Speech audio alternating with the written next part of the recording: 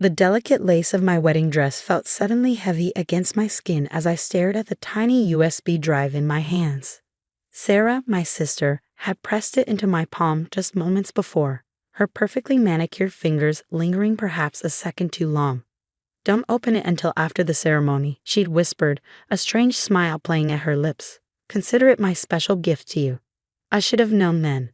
Should have seen it in the way her eyes didn't quite meet mine, in the subtle tension around her mouth. But I was too caught up in the whirlwind of my wedding day to notice these warning signs. Growing up, Sarah had always been the perfect one. While I stumbled through life making mistakes and learning hard lessons, she glided through with effortless grace. Our parents never tired of comparing us.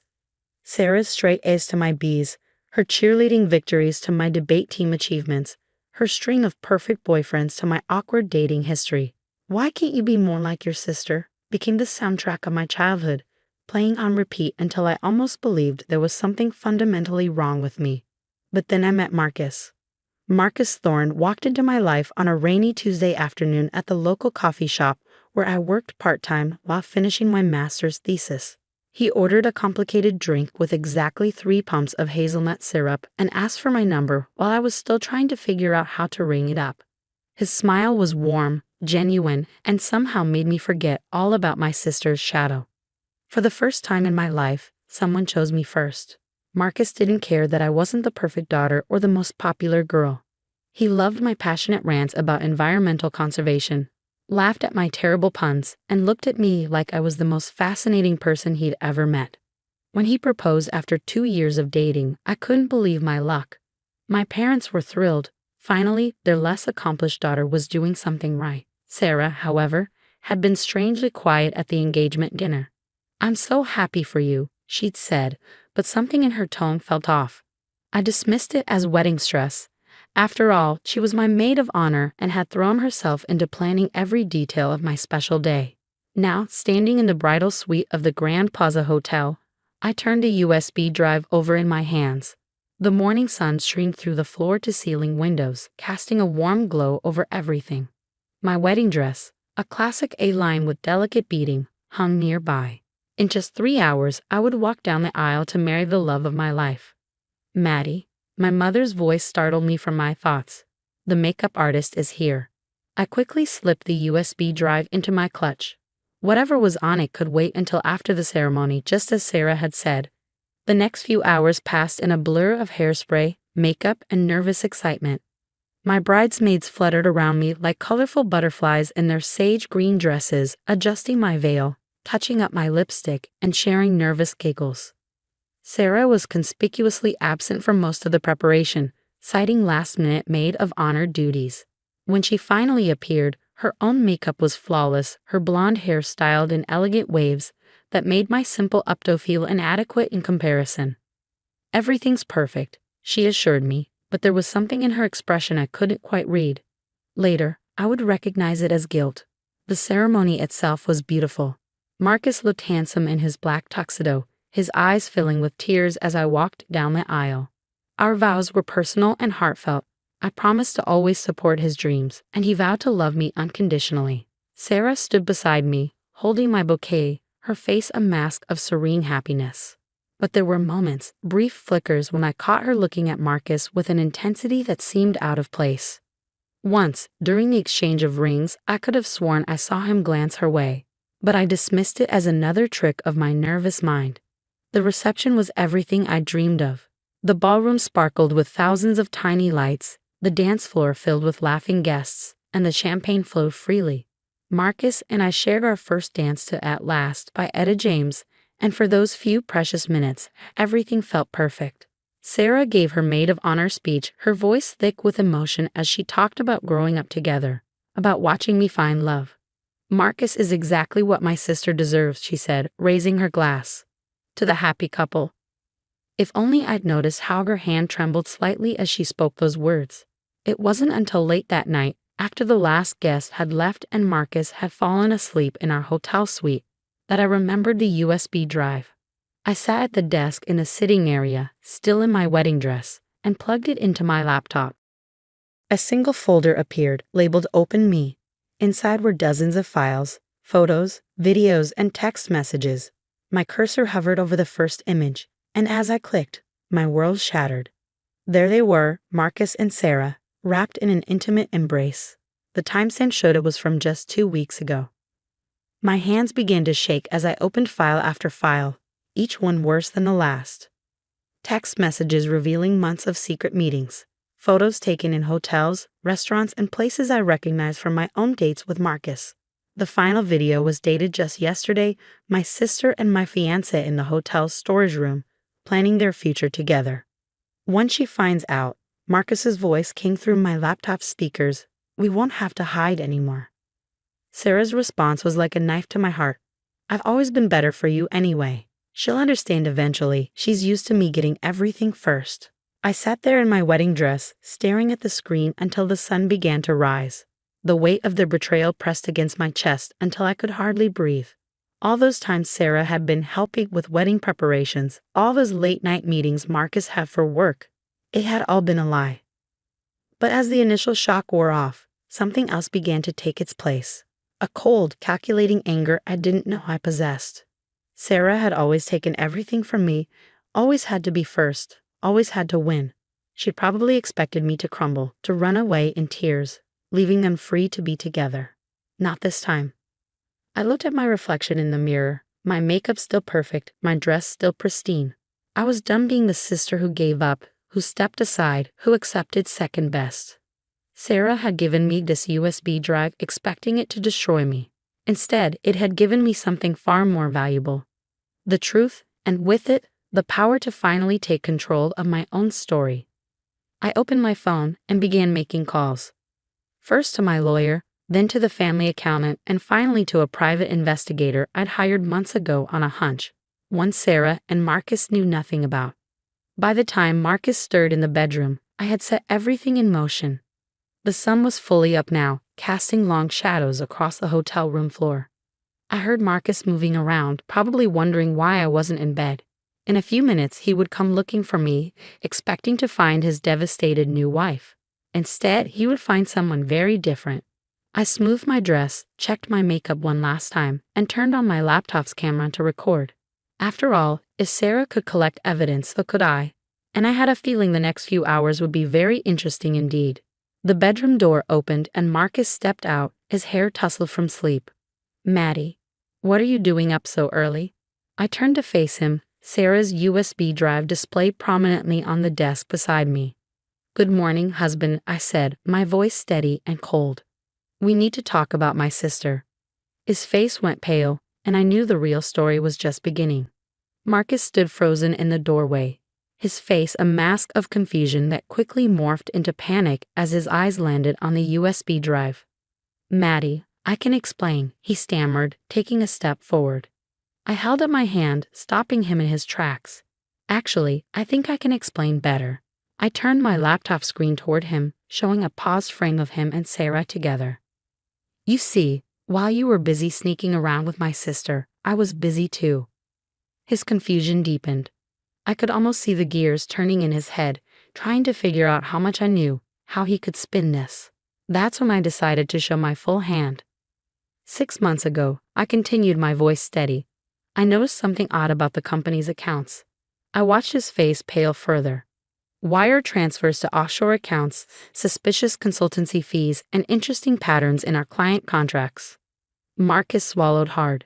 As the CFO of his family's investment firm, he had always been careful, always meticulous. But he had underestimated me, just like everyone else always had. "I hired a private investigator," I said, pulling out a thick folder. "At first it was just to confirm my suspicions about you and Sarah. But he found so much more." I spread the documents across the desk, bank statements, transaction records, emails. "You've been embezzling from your own company for years." "That's ridiculous," he scoffed, but his voice cracked. "You can't prove anything." I smiled, the same cold smile Sarah had given me yesterday. "Actually, I can.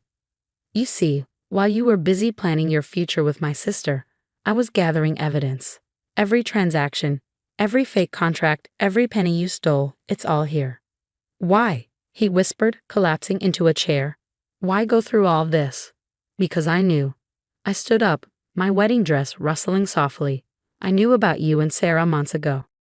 The late night meetings, the secret phone calls, the way you both looked at each other when you thought I wasn't watching. But I needed proof, not just of your affair, but of everything. I walked to the window, looking out at the city below. You thought I was naive, didn't you? The quiet, unassuming wife who would never suspect her perfect husband. Sarah probably thought the same, the simple sister who would never catch on to her betrayal. Maddie, please, Marcus began, but I cut him off.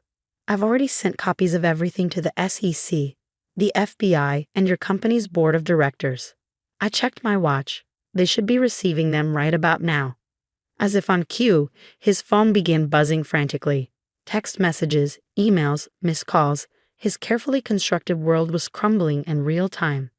You'll lose everything too, he said desperately. Half of what I owned is yours now. We're married.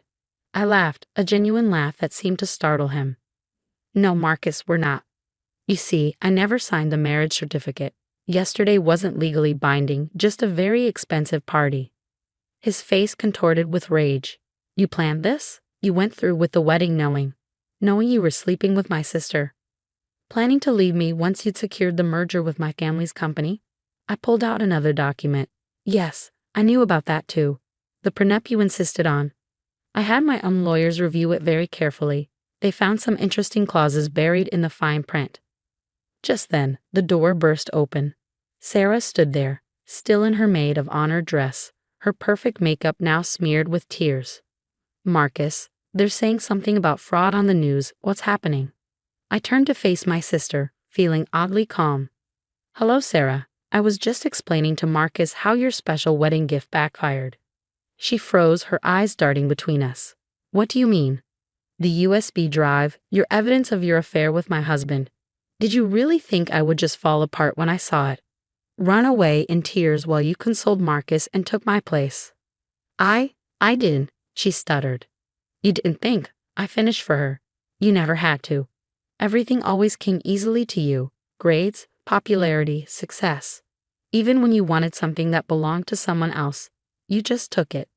I walked over to her, my wedding dress trailing behind me. But this time, Sarah, you made a crucial mistake. You underestimated me, just like Marcus did. The sound of commotion in the hallway drew our attention. Heavy footsteps approached, followed by authoritative voices. Marcus made a move toward the balcony, but I already knew it was too late. Federal agents. The door flew open as FBI agents poured into the room. Marcus raised his hands slowly, his face ashen. Sarah pressed herself against the wall, watching in horror as her perfect world collapsed. I stood calmly in the center of the room, still in my wedding dress, as chaos erupted around me. One of the agents approached, notepad in hand. Ms. Harrison, we'll need your statement about the financial records you sent us. I nodded, watching as Marcus was handcuffed and led away. Sarah remained frozen, her mascara running down her cheeks. Maddie, she whispered, I'm so sorry. No, I said softly, you're not. Not yet. But you will be. I turned to the agent. You'll find Sarah's involvement in the fraud documented as well. She knew about the embezzlement and helped cover it up. Sarah's scream of protest was cut short as another agent approached her with handcuffs. As she was led away, she looked back at me one last time. I'm your sister, she pleaded. You stopped being my sister the moment you decided to betray me, I replied. But thank you for the USB drive. It made for an interesting wedding night. Hours later, I sat in my hotel room, now changed out of my wedding dress into comfortable clothes. My phone had been buzzing nonstop, messages from family, friends, reporters. The story was everywhere. Investment firm CFO arrested for massive fraud scheme. Bride reveals all on wedding night. My parents arrived around sunset, their faces drawn with shock and confusion. How could you do this to your sister? My mother demanded. I looked at her steadily. How could you always choose her over me? That silenced her. My father sat heavily in a chair, looking suddenly old. We never meant to. But you did, I said quietly. Every time you compared us, every time you wished I was more like her, you pushed me aside. Well, now you know, I'm not like Sarah. I'm better. They left shortly after, unable to process that their perfect daughter was being charged with conspiracy to commit fraud, while their disappointing daughter had brought down a multi-million-dollar criminal enterprise. A week later, I sat in my new apartment, watching the sunset over the city. The story had made national news, and job offers were pouring in from financial investigation firms impressed by my attention to detail and strategic thinking. Marcus and Sarah were facing serious federal charges, and the evidence against them was overwhelming. I opened my laptop, inserting the USB drive one last time. The photos and messages that were meant to destroy me now served as a reminder. Sometimes the best revenge isn't about destroying others. It's about finally becoming who you were always meant to be. My phone buzzed with a text from the FBI agent handling the case. Another arrest made. More evidence found. I smiled, closing the laptop. Sarah had given me what she thought was a weapon to break me. Instead, she had given me the key to my freedom. The sun set over the city, painting the sky in shades of pink and gold. Tomorrow, I would start my new job as a forensic accountant at one of the country's top firms. My sister had always been the star, the favorite, the perfect one. But perfection, I had learned, often hid the deepest flaws. As for me, I was done hiding in shadows, done being the second choice, the afterthought. Sarah's USB drive hadn't just exposed her betrayal. It had freed me from a lifetime of trying to measure up to impossible standards. Sometimes the greatest gifts come disguised as weapons. Sometimes the person everyone underestimates turns out to be the strongest of all. And sometimes, just sometimes, the sister who was never good enough becomes the one who changes everything. I poured myself a glass of champagne, the same expensive brand we'd served at the wedding, and raised it in a silent toast. To new beginnings, to unexpected endings, and to the power of finally standing up for yourself. The USB drive sat on my desk, a small black rectangle that had changed everything. Sarah had meant it to be my undoing, but instead, it had become my liberation. Sometimes the best revenge isn't about getting even, it's about getting free. And I was finally, completely, wonderfully free.